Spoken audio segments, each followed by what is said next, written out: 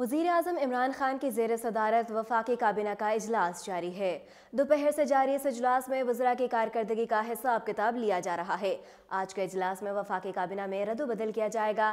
کچھ وزراء سے وزارتوں کا قلمدان واپس لے لیا جائے گا، جبکہ کچھ وزراء کے محکموں میں رد و بدل کیا جائے گا۔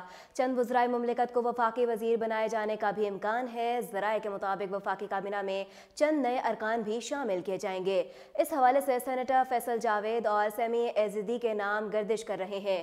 اس کے علاوہ پی ٹی وی کے سابق ایم ڈی یوسف بیگ مرزا کی بطور مشیر برائے وزیر اعظم تقرری کا نوٹیفیکیشن آج جاری ہونے کا بھی امکان ہے۔ وزیر مملکت داخلہ شہریار آفریدی کو وفاقی وزیر داخلہ کی ذمہ داری دی جا سکتی ہے۔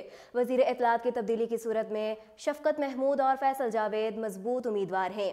واضح رہے کہ وزیر اطلاع فواد چودھری کی برطرفی کی خبریں اس وقت سامنے آئیں جب ہفتے کے روز وزیر ریلوے شیخ رشید نے دعویٰ کیا کہ وزیر اعظم عمران خان نے انہیں وزارت اطلاع سنبھالنے کی پیشکش کی ہے۔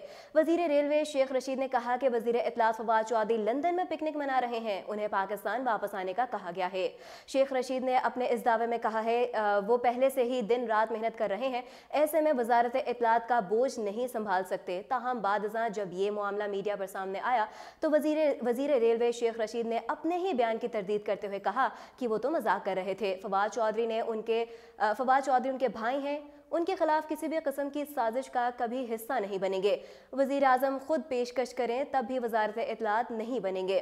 دوسری جانب وزیر اعظم ہاؤس نے بھی وزیر ریلوے شیخ رشید کے بیان کے بعد میڈیا پر گردش کرنے والی خبروں کی تردید کرتے ہوئے کہا کہ وزیر اعظم نے فواد چودھری کو وزارت اطلاعات کے عہدے سے ہٹانے سے متعلق کوئی فیصلہ نہیں دیا۔